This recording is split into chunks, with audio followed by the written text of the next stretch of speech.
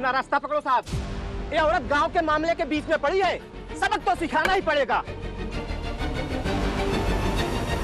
दूसरों के मामले में पढ़ने की तो पुरानी आदत है इनकी।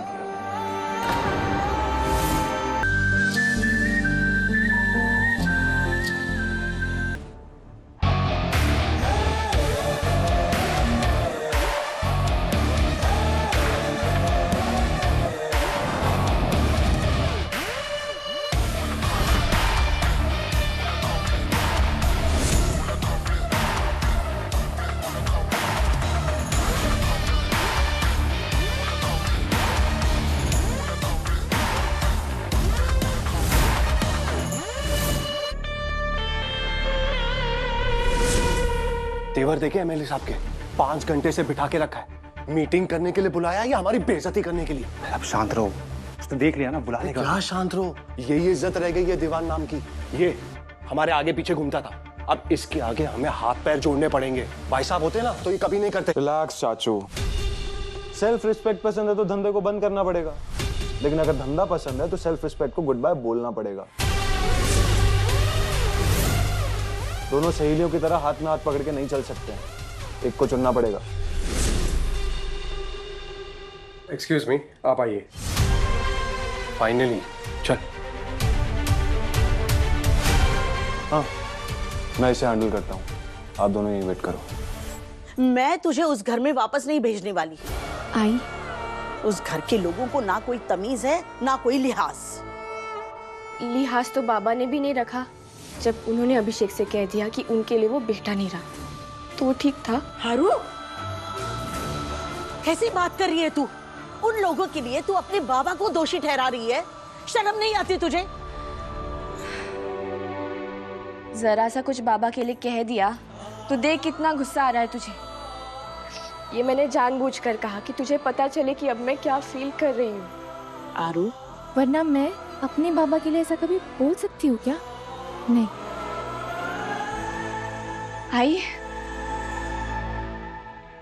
जितनी परवाह तुझे बाबा की है उतनी मुझे अभिषेक की है।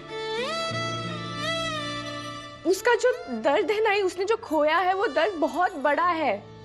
वो बस उसे समझने की, संभालने की कोशिश कर रहा है, और इस पूरे वक्त में मैं नहीं हूं उसके साथ।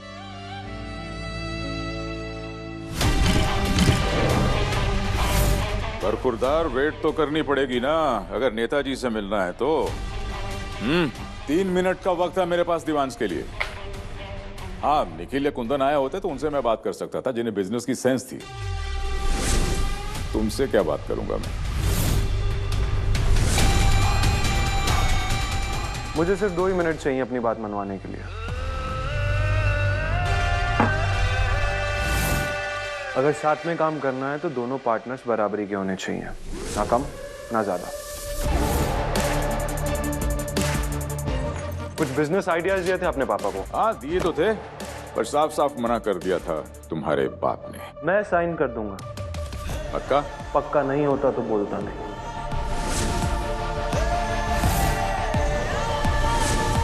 75% मेरा, 50% आपका, 50% दीवांश का। हारू, तू लाख उसके साथ रहना चाहेगी, लेकिन वो चाहता है क्या? आई, मेरा दिल कह रहा है कि वो ये सब ना जानबूझकर नहीं कर रहा है। उसकी मेंटल स्टेट अभी अलग है। जैसे याद है, बाबा को पहले कितना गुस्सा आता था। हाँ, दादू के साथ बात बात पर लड़ते थे वो। दादू ने लेक्चर देते थे कि लाइट बंद नहीं की, वो रस्सी से कपड़े नीचे नहीं उतारे। और जब बाबा ने ये सब काम करना शुरू किया, तब दादू थे ही नहीं। दादू की डेथ के बाद बाबा कितने बदल गए, कितने शांत हो गए। अब आई, अभिषेक भी सॉरी कहना चाहता था पापा जी को, नहीं मिला मौका, तो गिल्ट उसे खा रहा है। आई, खा रहा है उसे वो गिल्ट। कास पार्क के लिए कैलाश नाथ ने मना कर दिया था मुझे। तुम भी अपने बाप के उन्हीं उसूलों पर टिके मुझे रहो तब तक कोई दिक्कत नहीं है जब तक काम करने वाली लड़कियां सेफ हैं। अगर उन पर किसी ने एक उंगली भी उठाई तो पिछली बार जब तुम्हें मिला था ना बरखुरदार, बिल्कुल बच्चे थे तुम। और अब मेरी कुछ डिमांड्स हैं।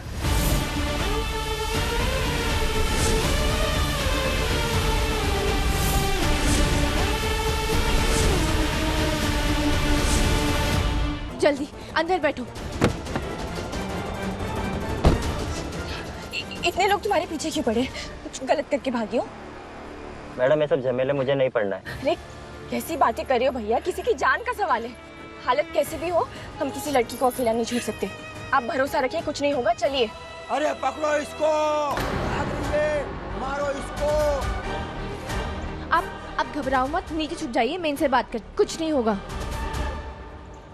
अरे पकड़ो इसको, भाग रही है, मारो इसको। भैया भैया भैया, अरे शांत हो जाइए। क्या हुआ है? किसी लड़की को यहाँ भाग कर आते हुए देखा? नहीं, आप लोग बहुत परेशान और गुस्से में लग रहे हो। हुआ क्या है? एक नंबर की झूठी लड़की है वो, धोखेबाज कहीं की। यहीं कहीं छुपी है, ढूंढो उसको। आज उस चोर को छोड़ेंगे नहीं।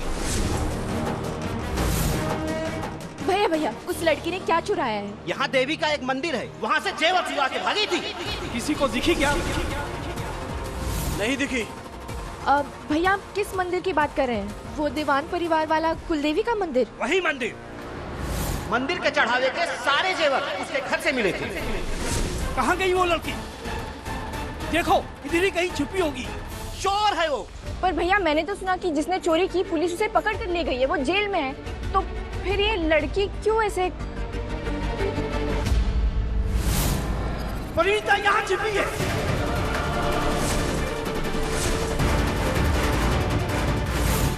ये नहीं वो।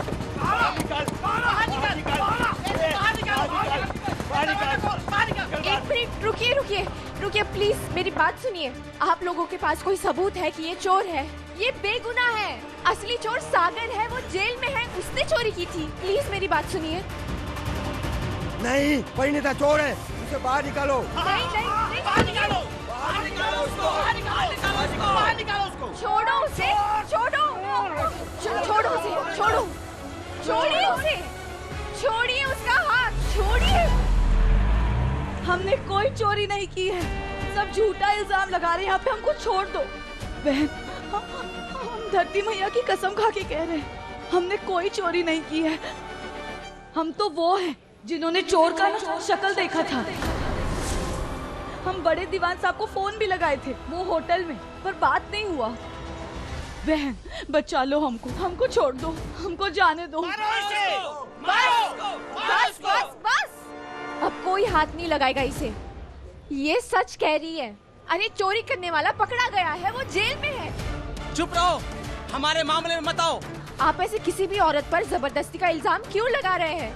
हम बोल रहे हैं, हमारे मामले में मत आओ। प्लीज प्लीज मेरी बात समझिए। दीदी,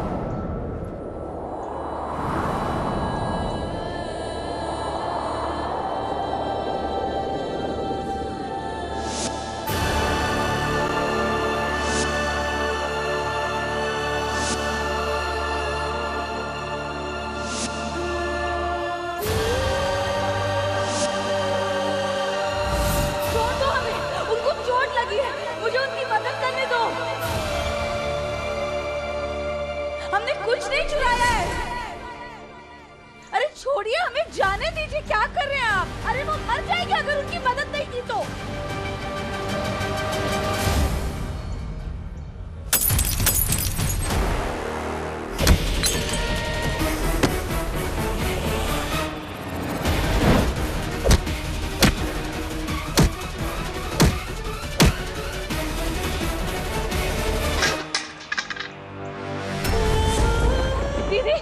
दीदी उठो, उठो दीदी, उठो उठो।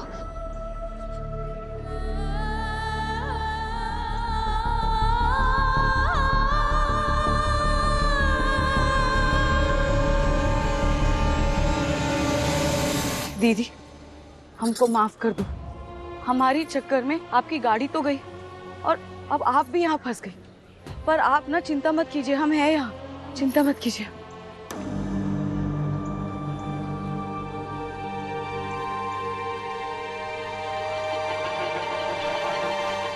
सोने का कंगन आपका है क्या? बड़ा सुंदर है और इसका डिजाइन भी ना बहुत अच्छा है। तुम्हें पसंद आया? लो, तुम रख लो। अरे नहीं नहीं, हमको नहीं चाहिए। वो क्या है ना, हमको गहने कंगन इन सब का बहुत ज्यादा शौक है। हाँ, तभी ये सारे गांव वालों को फट से लग गया कि हमने चोरी की है। नहीं, चुराया नहीं है तुमने, मैं अपनी खुशी से दे रही हूँ तुम्हें, रखो। अरे देवी मैया, आप ये क्या कह रही है? हम नहीं रख सकते ये। और ऐसे अपना कंगन सोने का और हाथ का गहना ये किसी के भी हाथ में ऐसे नहीं देते। ये कंगन तो आपके सुहाग की निशानी है। ये हमेशा आपके पास ही रहेगी, हमेशा के लिए, किसी और को नहीं देना है ये आपको।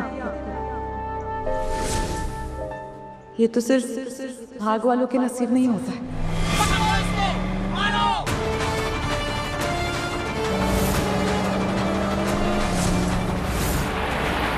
जल्दी चलो, हमें छुपना पड़ेगा। नहीं दीदी नहीं, आप ये सब में मत पड़ो। ये ना गांव का मामला है, ये गांव वाले कभी बर्दाश्त नहीं करेंगे कि बाहर वाला इनके मामलों में पड़े। आपको छोड़ेंगे नहीं, आप यहाँ से जाओ। परिणीता तुम नहीं नहीं,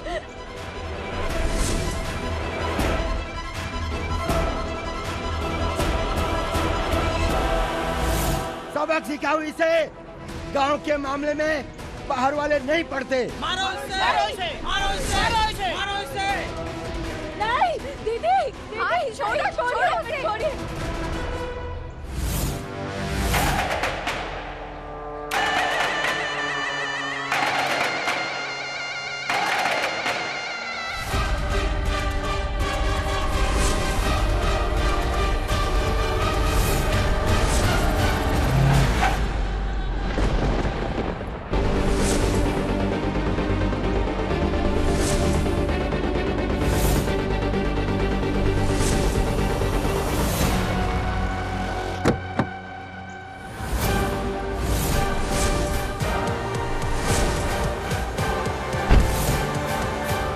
अपना रास्ता पकड़ो साहब।